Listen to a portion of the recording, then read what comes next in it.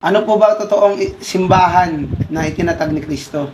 Wala naman tinatag ang ating Panginoon na simbahan. Simbahan ng puso, mayroon. Pagkat ang Panginoong Jesucristo, 3 taon lang ministeryo dito sa lupa. Kasi ang mga Hudyo, 30 years old, saka lang tinatanggap ang tao na magministeryo. Kaya hinintay niya pa yung dumating ang panahon na 30 years siya, 30 years old, bago siya nagministeryo. Pagdating ng 3 taon niyang pagmiministeryo, siya ay pinatay doon sa krus para sa ating mga kasalanan. Kaya wala naman siyang itinatag na church. Ngayon, ang original na church na itinatag niya sa puso ng tao, yun ay mababasa natin sa unang Corinto chapter 3 verse 16 to 17.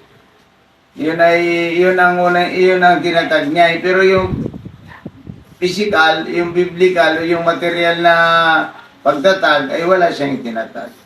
Nagkakamali po kayo na ang Panginoong Jesucristo ay nagtatag ng iglesia, hindi po.